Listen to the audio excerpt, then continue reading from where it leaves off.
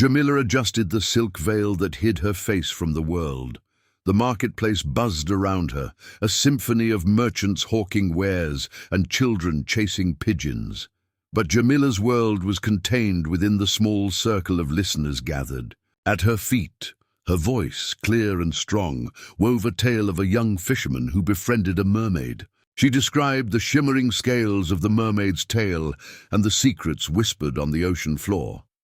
Her listeners leaned closer, captivated. Coins, small tokens of appreciation, landed softly in the clay bowl beside her. Jamila was known throughout the marketplace simply as the veiled storyteller. No one had seen her face, yet her voice was famous. It could soothe a crying child, make a hardened merchant smile, and transport the weary to faraway lands. Her beauty, a secret known only to her reflection, was the reason for the veil. She had learned early that her face drew unwanted attention, whispers and stares that made her uncomfortable. The veil was her shield, allowing her talent to shine through without distraction. She finished her tale of the fisherman and the mermaid, a gentle sigh escaping her lips as the applause died down. An old woman, her face etched with wrinkles, placed a silver coin in Jamila's bowl. "Bless you, child," she said, her voice raspy with age. "Your stories are the sunshine in this dusty place." Jamila dipped her head in gratitude. She packed her few belongings, a worn water skin and a small pouch of dried dates, preparing to leave the marketplace. The sun was beginning to set, painting the sky in hues of orange and purple. She preferred to walk home under the cloak of the twilight, avoiding the midday crowds and their curious glances. As she walked, she began to formulate a new story in her mind. This one would be about a wise old owl and a mischievous desert fox. She imagined the owl's solemn pronouncements and the fox's sly replies. She smiled, already hearing the laughter of her audience. Her voice, her stories were her gifts to the world, and the veil, her silent guardian, allowed her to share them freely. Sultan Yusuf sat surrounded by towering stacks of books. The air in the palace library was thick with the scent of incense and old parchment. Sunlight streamed through the arched windows, illuminating dust motes dancing in the air. Yusuf, a young man with a thoughtful brow and keen eyes, traced the lines of an ancient scroll with his finger.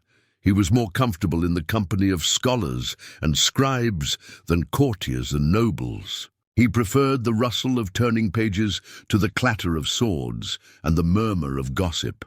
Yusuf was a scholar king, more interested in knowledge than in power.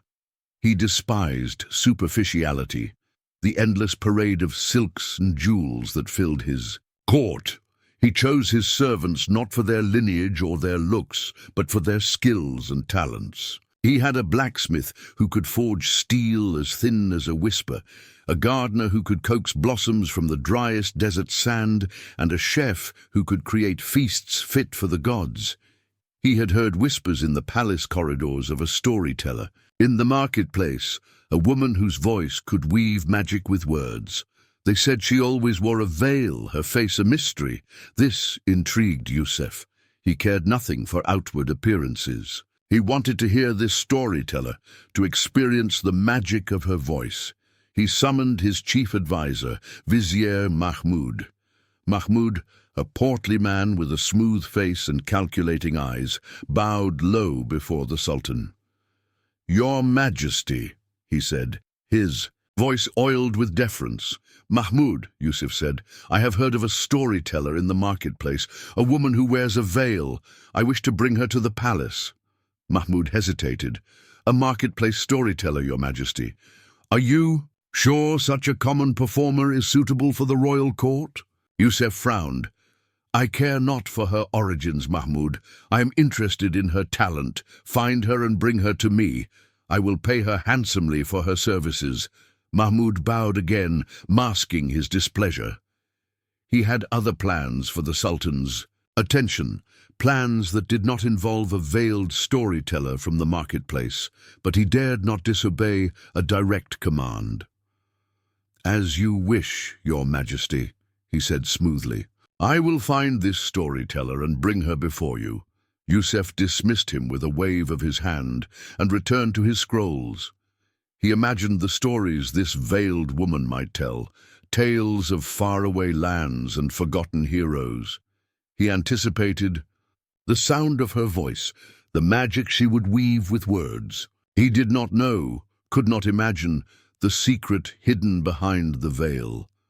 Jamila stood behind a silk screen, embroidered with silver threads depicting a moonlit garden. The Sultan's palace was a world away from the bustling marketplace. The air here was still and scented with jasmine. The silence, broken only by the soft rustle of silk, was a stark contrast to the cacophony she was used to. She took a deep breath, steadying her nerves. She began her tale, her voice a little hesitant at first. She spoke of a young prince who had lost his way in a magical forest. She described the whispering trees, the shimmering fireflies, and the strange creatures that lurked in the shadows. As she spoke, her voice gained confidence, the words flowing smoothly, painting vivid pictures in the minds of her listeners. Sultan Yusuf sat on a cushioned divan, listening intently. He could not see the storyteller, but her voice filled the room, weaving a spell around him. He closed his eyes, letting the words transport him to the enchanted forest. He pictured the lost prince, his fear and his determination. He felt the cool night air on his skin and heard the rustle of unseen wings. When the story ended, a hush fell over the room. Then a slow clap from the Sultan, followed by the appreciative murmurs of the courtiers. Yusuf leaned forward, his curiosity piqued. "Storyteller," he called out, his voice resonating with genuine interest. "Tell me, what inspired this tale of a lost prince?" Jamila, her voice still slightly trembling from the performance, answered from behind the screen. "Your Majesty, I believe we all feel lost at times. We wander through life, searching for our path, hoping to find our way back home." Yusuf was struck by the wisdom in her words. He had felt lost himself, burdened by the weight of his crown, yearning for something more than the empty rituals of court life. "You speak with great insight, storyteller," he said. "I merely tell stories, Your Majesty," Jamila replied humbly. "But your stories speak to the heart," Yusuf insisted. "They reveal truths hidden in plain sight." He requested another tale, this time of a brave knight and a fearsome dragon. Jamila obliged, her voice now strong and confident. She described the clang of steel against scales, the fiery breath of the dragon, and the knight's unwavering courage. As the evening wore on, Yusuf found himself increasingly captivated by the storyteller's voice. He asked her questions about her stories, her inspirations, and her understanding of the world. He found her answers thoughtful and insightful, her perspective fresh and unique. He realized that he was not just listening to stories. He was engaging in a conversation, a meeting of minds separated only by a silk screen. He felt a strange connection to this unseen woman, a bond forged in the shared love of stories and the exploration of the human heart.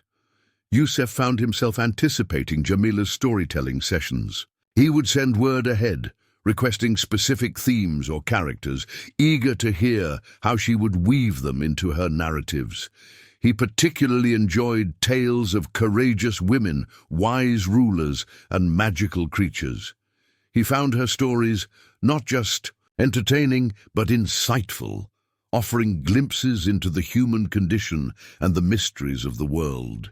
He began sending her books and scrolls from the royal library, volumes filled with ancient lore and philosophical treatises. He would leave notes tucked between the pages, asking her opinion on a particular passage or posing a question about a historical event. He found her responses, written in neat, elegant script, to be both intelligent and thought-provoking. Jamila, in turn, found herself drawn to the unseen Sultan. His questions challenged her, his observations sparked her imagination. She found herself weaving elements of their conversations into her stories. A wise ruler from a distant land might echo Yusef's thoughtful pronouncements. A brave heroine facing adversity might reflect her own growing feelings for the Sultan. She started spending hours in the palace library, poring over the books he sent her. The scent of old parchment and the quiet hum of the library became comforting. Companions, she felt a connection to Yusef through the shared words and ideas that flowed between them. She imagined him surrounded by his books, his brow furrowed in concentration, his eyes alight with intellectual curiosity. One evening, as she prepared to tell a story about a nightingale and a rose, she found a single, perfect white rose tucked between the pages of a book Yusef had sent her. There was no note, just the rose, its delicate fragrance filling the air. Jamila's heart fluttered. She carefully placed the rose in a small vase beside her as she sat behind the screen, her fingers tracing the delicate petals. That night, her story took on a new dimension. The nightingale's song became a metaphor for unspoken love. The rose, a symbol of hidden beauty. Yusef, listening intently, recognized the subtle shift in her narrative, the added layer of emotion that resonated with his own feelings. He realized that their connection was deepening, transcending the physical barrier of the screen and the social divide that separated them. They were sharing not just stories, but dreams, hopes, and the unspoken language of the heart. Jamila stood behind the silk screen, her voice weaving a tale of a phoenix rising from ashes. She described the vibrant colors of its plumage, the heat of its fiery rebirth, and the hope it symbolized. The court was silent, captivated by her words. Yusef, as always, sat listening intently, lost in the world she created. Outside, a sudden gust of wind rattled the palace windows. Inside, the wind found its way through a crack in the wall, swirling around the room.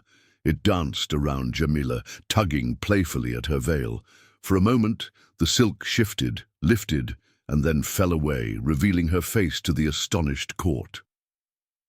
The room held its breath. Jamila, startled by the sudden breeze, reached up to adjust her veil, her fingers brushing against her cheek. But it was too late. Her face, framed by the dark silk of her hair, was now visible to all. Her eyes, large and luminous, reflected the flickering candlelight. Her skin, smooth and flawless, glowed with a soft radiance. Her lips, full and slightly parted, hinted at a hidden smile. Yusef's heart skipped a beat.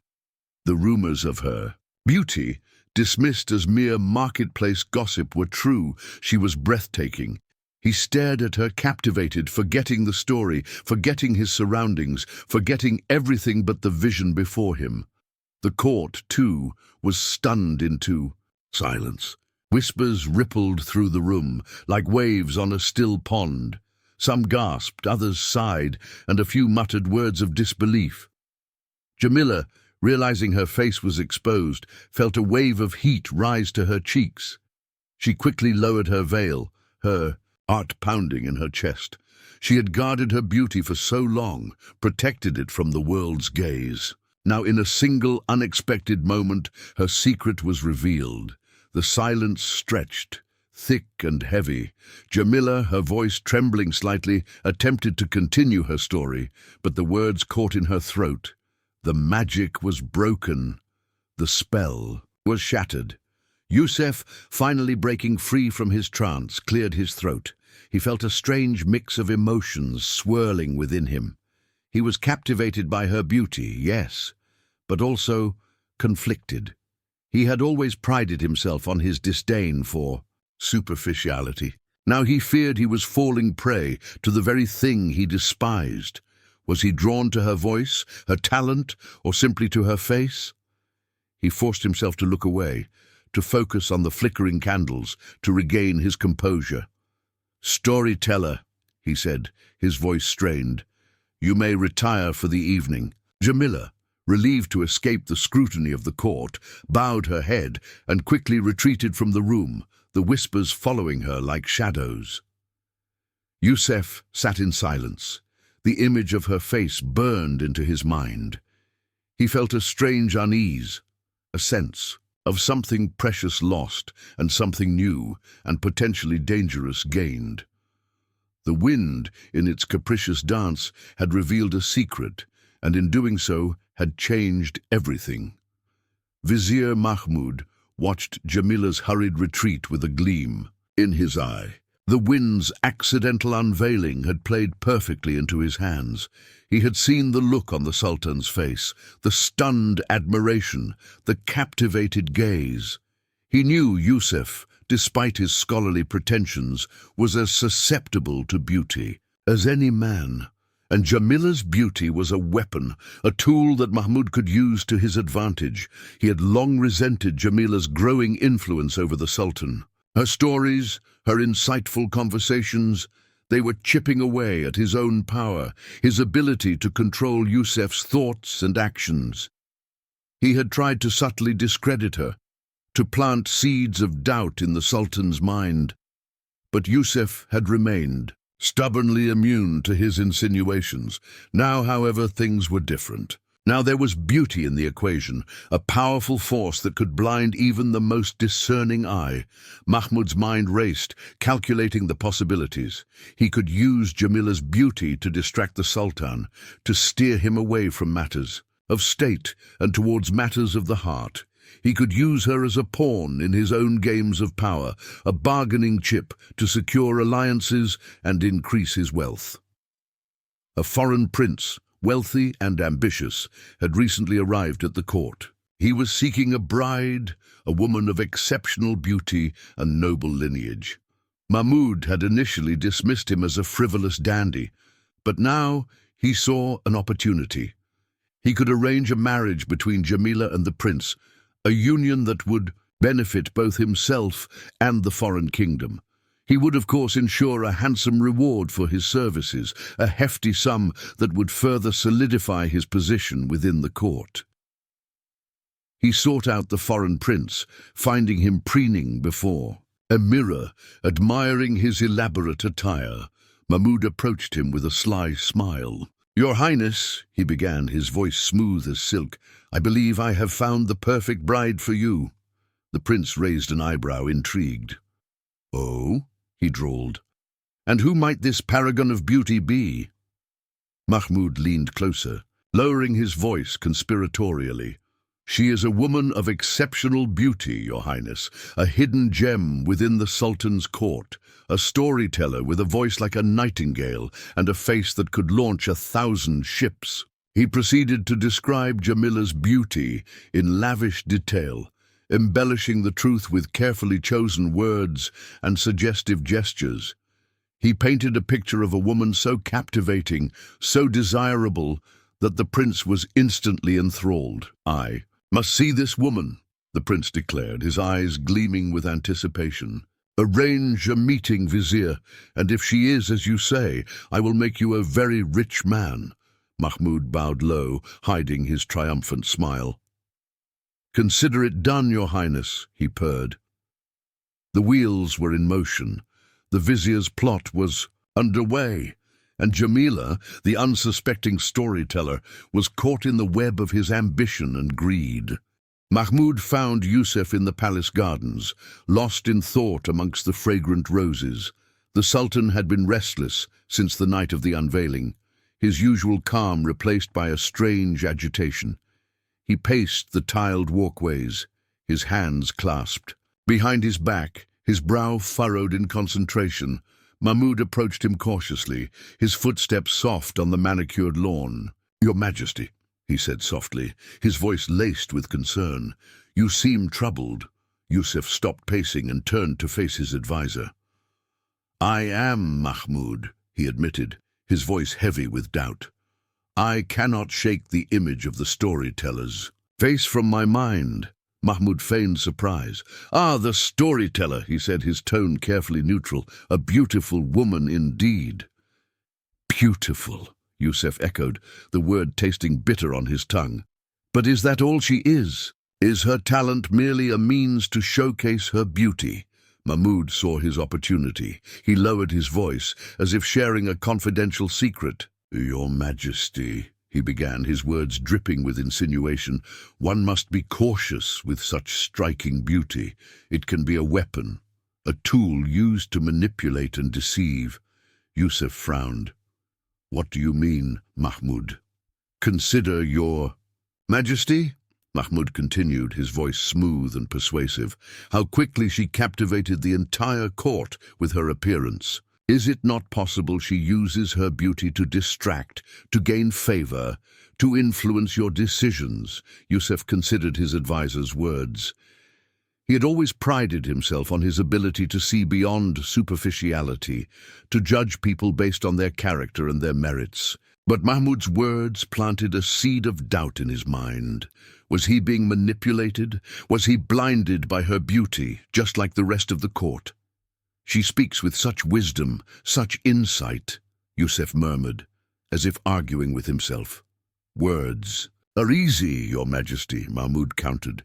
Actions speak louder, and her actions, her sudden unveiling, suggest a deliberate attempt to capture your attention. He paused, letting his words sink in.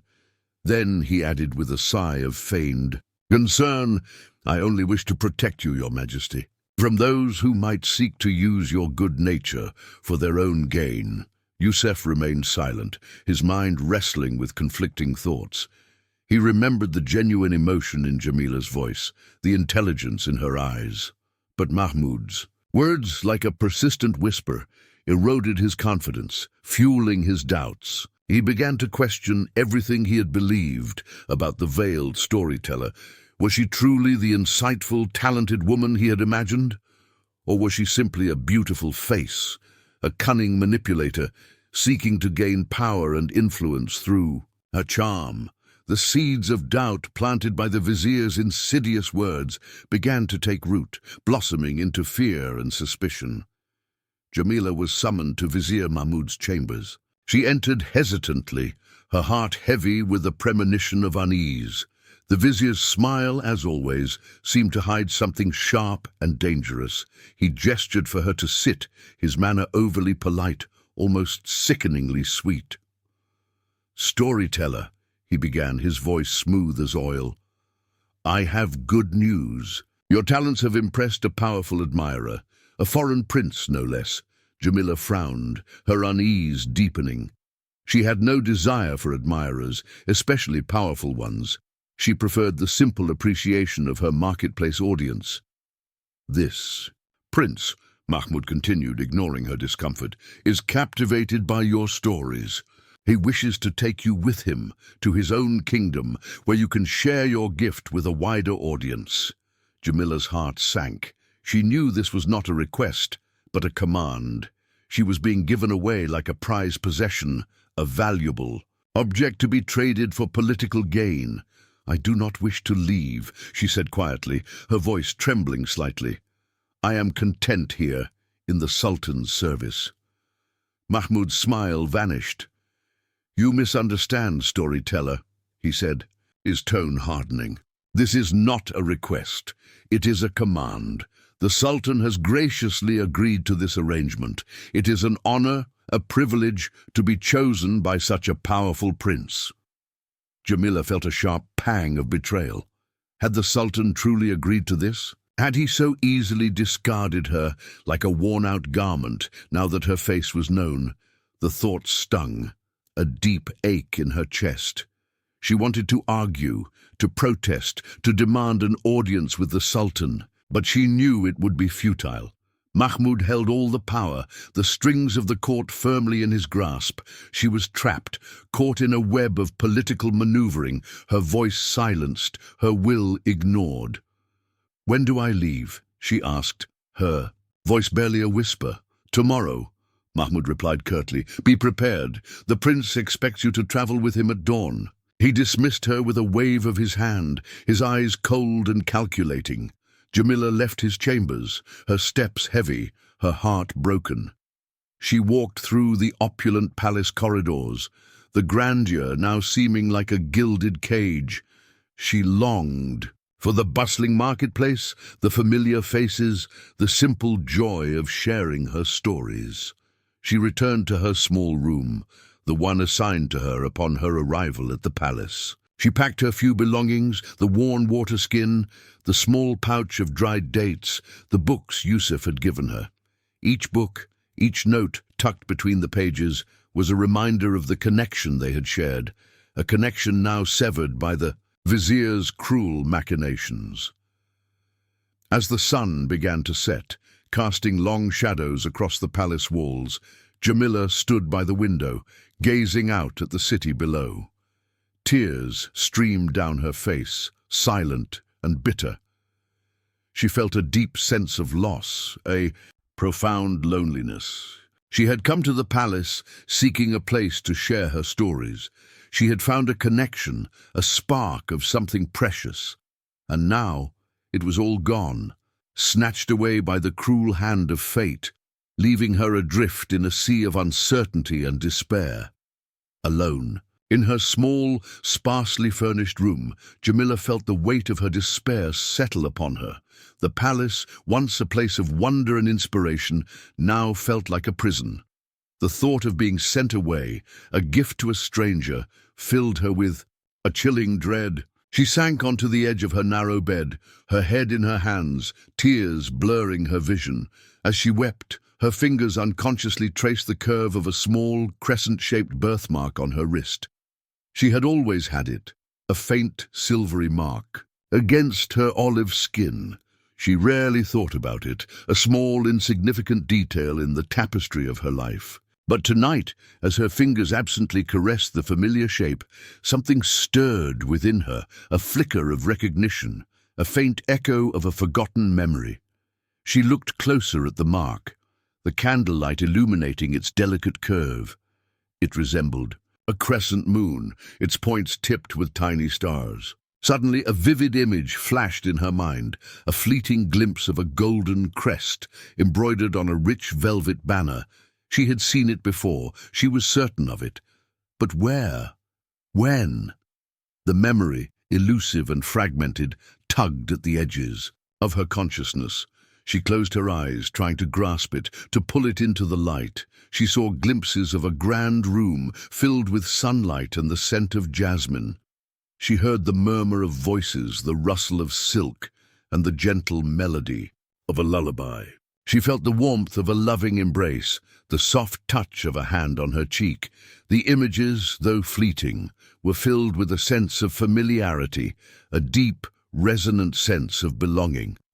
They were memories, she realized, not of her own life, but of a life she had somehow forgotten, a life that felt both distant and intimately close. She opened her eyes, her heart pounding in her chest. The birthmark on her wrist, the crescent moon and stars, it was the same symbol she had seen in her fragmented memory, the golden crest on the velvet banner. She knew with a certainty that defied logic, that the crest was important, a key to unlocking the mystery of her past, a clue to her true identity. Driven by a sudden surge of hope, Jamila rose from the bed. She had to find that crest again, to see it with her own eyes, to confirm the connection she felt in her heart. She knew where she had to go, the royal library. Somewhere amongst the countless books and scrolls, she hoped to find a record of the crest, a clue to its meaning, a link to the forgotten memories that haunted her. She lit a small lamp and slipped out of her room, the flickering flame illuminating her path through the darkened palace corridors. The birthmark on her wrist, once a forgotten detail, was now a beacon, guiding her towards a truth she had yet to uncover, a destiny she had yet to claim. The royal library was vast and silent, the shelves stretching towards the high, vaulted ceiling. Moonlight streamed through the arched windows, illuminating dust motes dancing in the air. Jamila moved through the rows of books, her lamp casting flickering shadows that danced like ghosts around her. She felt a strange sense of familiarity. In this place, a feeling of coming home. She began her search, her fingers tracing the spines of ancient volumes, her eyes scanning the titles and illustrations. She was looking for any depiction of the crescent moon and stars, the symbol that was now etched not just on her wrist, but also on her heart. Hours passed, and the first rays of dawn began to filter through the windows. Just as she was about to give up, her hand fell upon a thick, leather-bound volume. Its cover was plain, unmarked, but as she opened it, a gasp escaped her lips. There, on the first page, illuminated in gold leaf, was the crest. The crescent moon, tipped with tiny stars, identical to the birthmark on her wrist. Beneath the crest, written in elegant script, was a single word: Amani. Jamila's heart pounded in her chest. Amani. The name resonated within her, a whisper from the past. She turned the pages, her hands trembling, her eyes scanning the ancient text. The book was a chronicle of the royal family, a record of births, marriages, and deaths stretching back generations. She found it, a single paragraph tucked away amongst the lengthy entries. It told the story of Princess Amani, the Sultan's younger sister, who had disappeared mysteriously years ago, presumed dead. The entry mentioned a secret marriage, a hidden child, and a plot to steal the princess's inheritance. It spoke of a loyal servant who had spirited the child away, protecting her from those who sought to harm her. Jamila read the words again and again, the truth slowly dawning on her. Princess Amani was her mother. She, Jamila, the veiled storyteller from the marketplace, was the missing princess, the rightful heir to a royal lineage she had never known. The birthmark, the crescent moon and stars, was the royal crest, a symbol of her heritage, a mark of her destiny. Then she read further, her blood running cold. The entry mentioned the name of the one who had orchestrated the plot against Princess Amani, Vizier Mahmud. He had known all along who she was. He had known her true identity, her royal lineage, her potential claim to power and wealth, and he had sought to control her, to use her, to manipulate her for his own gain. The pieces of the puzzle clicked into place.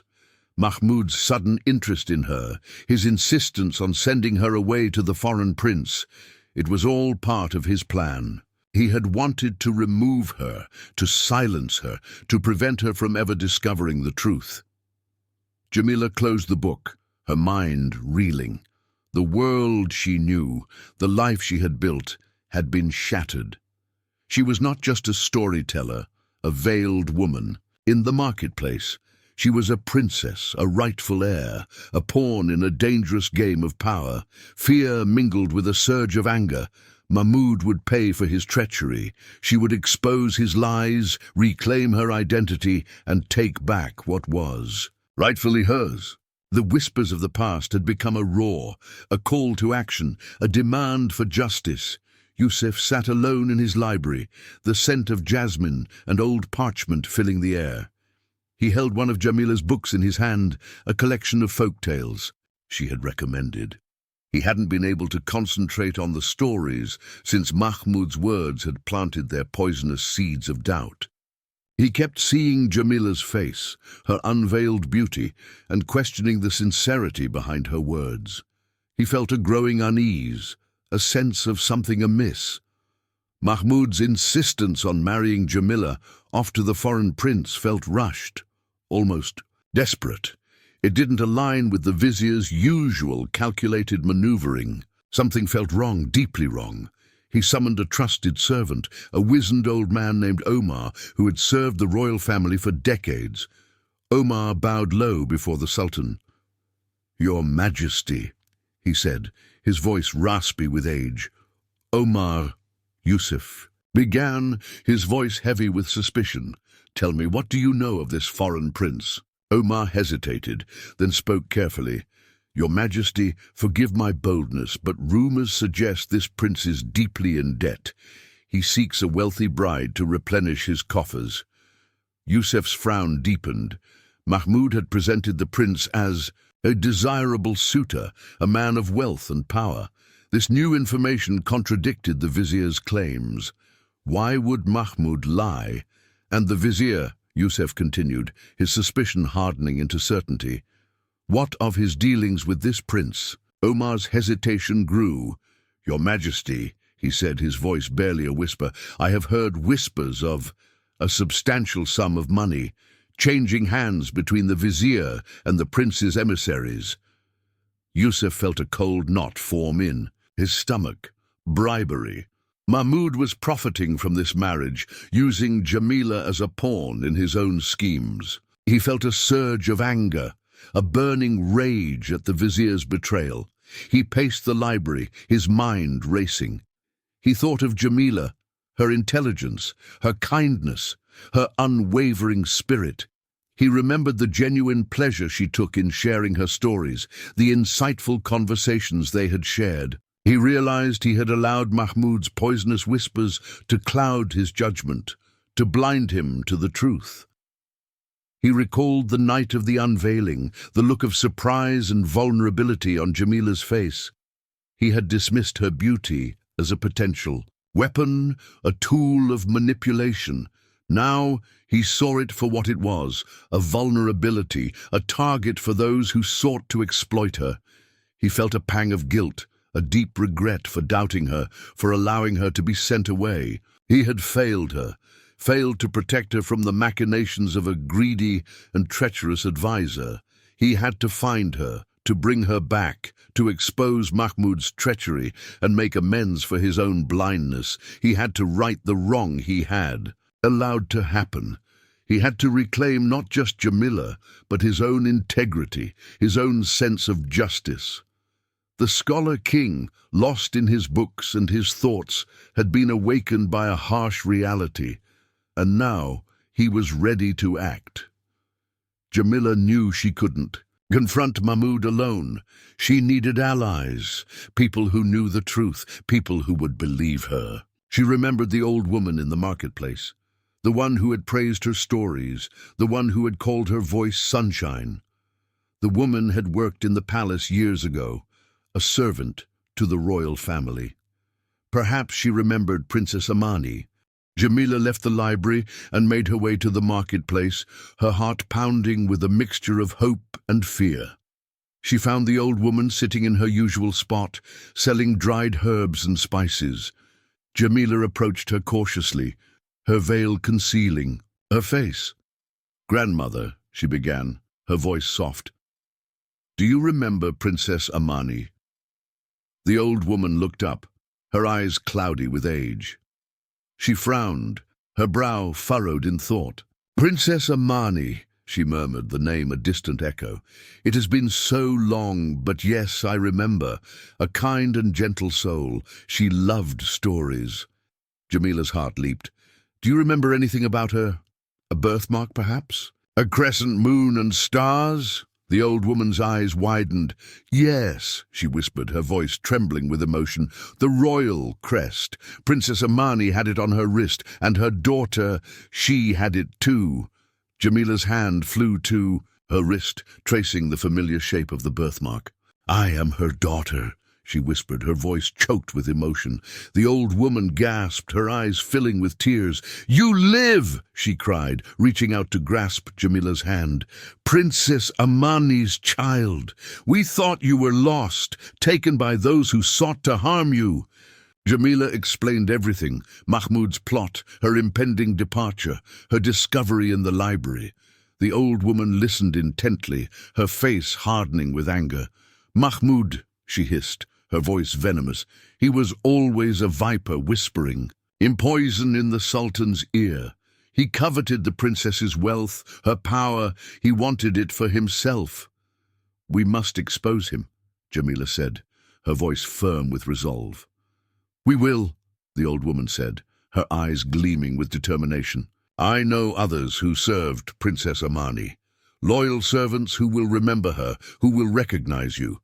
Together, we will bring Mahmud down." The old woman introduced Jamila to other former palace servants, men and women who had served Princess Amani and remembered her fondly. They recognized the royal crest on Jamila's wrist, and their eyes filled with tears of joy and relief at the return of the lost princess. They agreed to help, to testify against Mahmud, to reveal his treachery to the Sultan. They shared stories of Princess Amani's kindness, her intelligence, her love for her people. They spoke of Mahmud's scheming, his greed, his relentless pursuit of power. Jamila felt a surge of hope. She was no longer alone. She had allies, people who believed her, people who would fight alongside her. Together, they would bring Mahmud to justice and reclaim her rightful place. The whispers of the past were gathering strength, growing into a chorus of voices, a force that could not be ignored. Meanwhile, Yusuf, driven by his newfound resolve, was also gathering evidence of Mahmud's treachery. He questioned palace guards, scrutinized financial records, and pieced together the details of the vizier's plot. He discovered secret accounts, hidden transactions, and a web of lies that Mahmud had spun to deceive him and manipulate the court. He now had proof, irrefutable evidence of the vizier's greed and his betrayal. He knew what he had to do. He would confront Mahmud, expose his crimes, and bring him to justice. He would also find Jamila, apologize for his doubt, and beg her forgiveness. The scholar king, once lost in the world of books, was now fully engaged in the world of action, determined to restore justice and reclaim his honor. A grand court event was underway. Music filled the air, the sweet melodies of lutes and harps intertwining with the rhythmic beat of drums. Courtiers, dressed in their finest silks and jewels, mingled amongst themselves, their voices a low hum of polite conversation. The foreign prince, preening in his elaborate finery, stood beside Vizier Mahmud, awaiting the arrival of his promised bride. Mahmud, his face flushed with anticipation, surveyed the scene, his eyes gleaming with triumph. His plan was about to come to fruition. Suddenly, the music stopped. A hush fell over the room. All eyes turned towards the entrance, where a figure stood, bathed in the soft glow of the setting sun. It was Jamila, but she was not veiled. Her face, radiant and composed, was visible to all. She wore a simple gown of deep blue silk, the royal crest, the crescent moon and stars, embroidered in silver thread on her shoulder. She held herself tall and proud, her eyes shining with a newfound strength. She walked towards the center of the room, her steps measured and deliberate. The silence was broken only by the soft rustle of her gown. She stopped before the Sultan's throne, her gaze meeting Yusuf's. He stared at her, his eyes wide with surprise and admiration. He saw not just her beauty, but the strength and determination that radiated from her. "Your Majesty," Jamila began, her voice clear and strong, "I stand before you not as a veiled storyteller, but as Princess Jamila, daughter of Princess Amani, your sister and rightful heir to the throne." A gasp rippled through the court. Whispers erupted like flames catching in dry brush. Mahmud's face paled, his triumphant smile replaced by a look of stunned disbelief. Jamila continued, her voice unwavering. She told her story, the story of her hidden lineage, her discovery in the library, and Mahmud's treacherous plot. She pointed to the old woman from the marketplace and the other former palace servants who stood at the edge of the room, their faces filled with a mixture of hope and fear. They stepped forward one by one, corroborating her story, testifying to Mahmud's deceit and confirming her royal identity. "This birthmark," Jamila said, holding up her wrist, displaying the crescent moon and stars, "is not just a mark on my skin.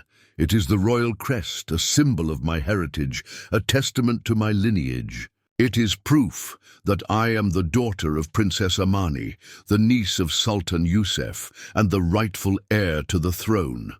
The court was in an uproar. Some murmured in disbelief, others gasped in astonishment, and a few cheered, their voices ringing with support for the newly revealed princess. The foreign prince, his face a mask of confusion and disappointment, retreated towards the back of the room, his dreams of a wealthy bride dissolving into dust.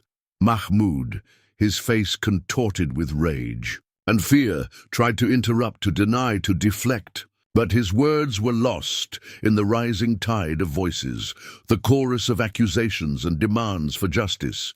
His carefully constructed web of lies had unraveled, his treacherous plot exposed for all to see.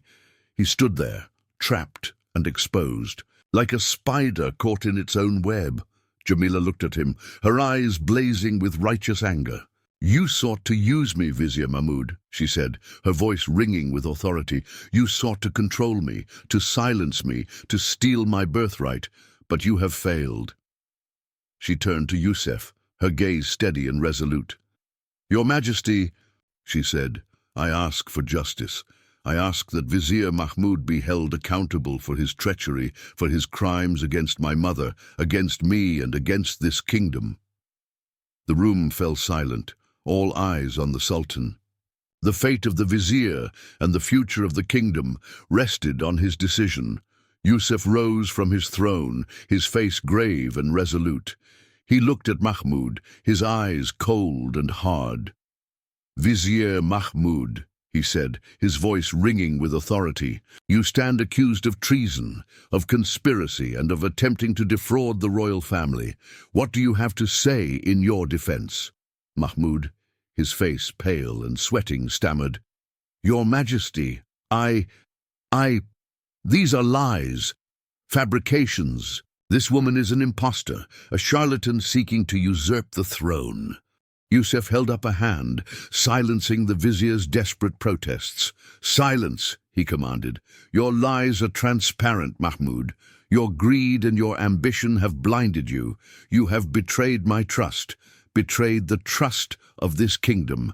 He turned to Omar, the trusted servant who had provided crucial evidence of Mahmud's treachery. "Omar," he said, "present the evidence to the court." Omar stepped forward, holding a small chest. He opened it, revealing documents, letters, and financial records, all meticulously detailing Mahmud's secret dealings, his bribes, and his plot to marry Jamila off to the foreign prince for his own personal gain. He read aloud excerpts from the documents, exposing Mahmud's lies and confirming Jamila's claims. The court listened in stunned silence as the evidence mounted against the vizier. The whispers and murmurs that had filled the room earlier were now replaced by a shocked hush. Mahmud's supporters, those who had benefited from his patronage and his influence, averted their gaze, ashamed and afraid. Yusuf turned back to Mahmud, his face grim. "The evidence is clear, Mahmud. You are guilty of treason. You have betrayed this kingdom, and you have betrayed me." He paused, his voice heavy with disappointment. "I once considered you a friend, a trusted advisor.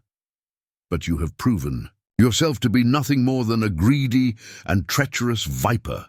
He gestured to the royal guards who stood at the edge of the room. "Seize him," he commanded. The guards stepped forward and apprehended Mahmud, their hands gripping his arms, their faces impassive. Mahmud struggled, protesting his innocence, but his words were drowned out by the gasps and murmurs of the court. He was led away, his face a mask of rage and despair, his dreams of power and wealth shattered.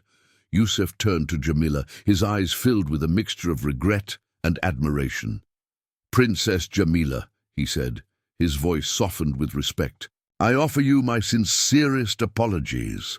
I allowed myself to be deceived, to doubt your words, to question your integrity. I have failed you, and I ask for your forgiveness." Jamila looked at him, her eyes filled with a mixture of sadness and understanding. "Your Majesty," she said, her voice gentle, "you were deceived, just as I was. But you have now seen the truth, and you have acted with justice and integrity. For that, I offer you my gratitude."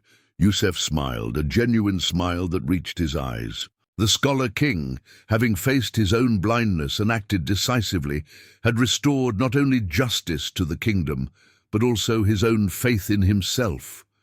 The whispers of doubt were silenced, replaced by the clear, strong voice of truth.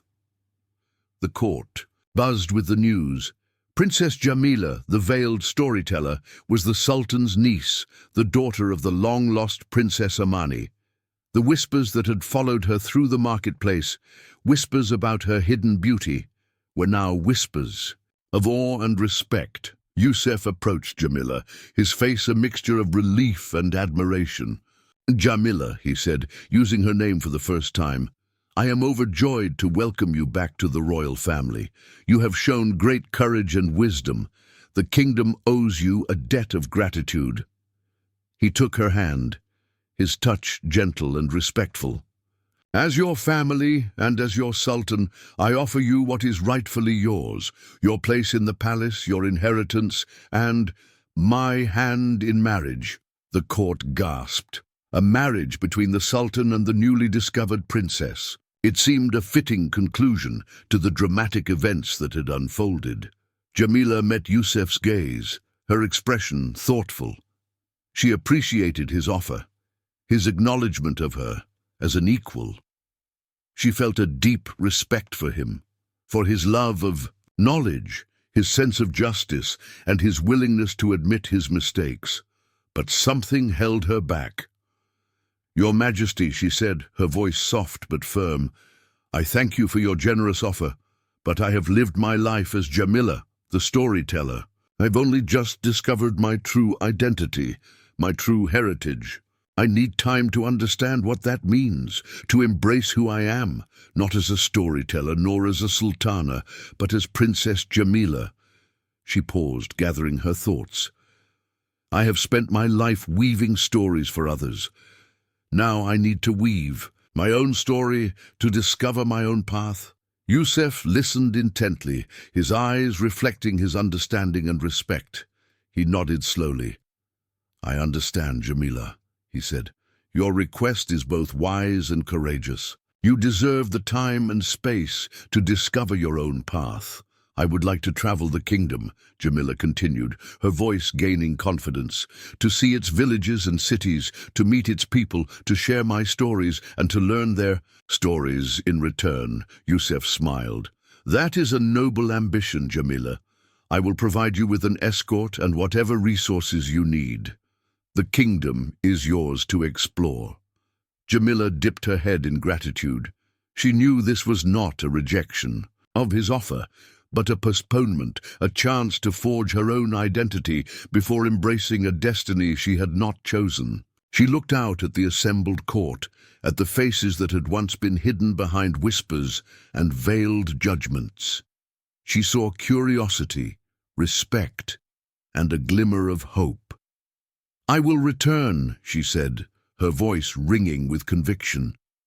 "I will return as Princess Jamila, a woman who knows who she is, a woman who has found her voice, not just as a storyteller, but as a princess, a leader, and a servant of her people." She turned and walked towards the palace doors, her head held high, the royal crest on her shoulder gleaming in the sunlight. She was leaving the palace, not as a captive, nor as a bride, but as a free woman, embarking on a journey of self-discovery, a journey that would ultimately lead her back to the palace, not as a veiled storyteller, but as a woman who had claimed her own destiny. Jamila returned to the palace a year later. Her travels had taken her to every corner of the kingdom. She had told stories in bustling marketplaces and quiet villages, in grand palaces and humble homes. She had listened to the stories of farmers and merchants, of scholars and soldiers, of mothers and children. She had seen the richness and diversity of her kingdom, its strengths and its weaknesses. She had learned about the hopes and fears of her people, their dreams and their struggles. She had grown in wisdom and understanding, her voice now carrying the weight of experience and compassion. She entered the palace not as a stranger, nor as a supplicant, but as a princess returning home. The court welcomed her with open arms, their faces filled with genuine respect and admiration. Yusuf met her at the entrance, his eyes shining with joy. He had followed her journey closely, receiving regular reports of her travels and her growing influence on the people. He had missed her presence, her insightful conversations, her unwavering spirit. "Jamila," he said, his voice warm with affection. "Welcome home." Jamila smiled, her eyes reflecting the warmth of his greeting. "Thank you, Yusuf," she replied, using his name with a newfound familiarity. He led her to the library, their familiar sanctuary, the place where their connection had first been forged. They sat together, surrounded by the comforting scent of old parchment and jasmine, and talked for hours. Jamila shared stories of her travels, the people she had met, the lessons she had learned. Yusuf listened intently, his admiration for her growing with every word. "You have blossomed, Jamila," he said, his voice filled with pride. "You have become a true leader, a beacon of hope for our people." Jamila smiled, her heart filled with gratitude. "I have learned much, Yusuf," she replied, "but I have also realized that my place is here with you, serving this kingdom." Yusuf took her hand, his touch gentle and firm. "Jamila," he said, his voice soft with emotion, "I renew my offer of marriage, not as a duty, nor as a political alliance, but as an offering of love and respect, a partnership of equals." Jamila met his gaze, her eyes shining with love and understanding. She had found her voice, her identity, her purpose. And she had found her home, not just in the palace, but in the heart of the man who stood before her. "Yes, Yusuf," she said, her voice clear and strong, "I accept." Their wedding was a grand celebration, a joyous occasion that brought together people from every corner of the kingdom. Jamila, now Sultana Jamila, wore a gown of shimmering gold, the royal crest emblazoned on her shoulder, a symbol of her heritage and her authority. She stood beside Yusuf, their hands clasped together, their faces radiating happiness and hope. They ruled together, a partnership of equals, their strengths complementing each other. Yusuf, the scholar king, brought wisdom and knowledge to the throne. Jamila, the storyteller sultana, brought compassion and understanding, her voice reaching the hearts of the people, her stories inspiring hope and unity. She continued her storytelling, her voice now carrying the weight of royal authority, but also the warmth of shared experience. She told stories of justice and mercy, of courage and resilience, of love and hope. She established libraries and schools throughout the kingdom, ensuring that everyone, regardless of their background or their social standing, had access to knowledge and the magic of stories. And so, the veiled storyteller from the marketplace, the girl who had hidden her beauty from the world, became Sultana Jamila, a wise and compassionate ruler, her voice a beacon of hope, her stories weaving a tapestry of unity and prosperity for her kingdom. Her beauty, once a secret, now shone brightly, illuminating the path towards a brighter future, a future built on the foundation of justice, knowledge, and the enduring power of stories.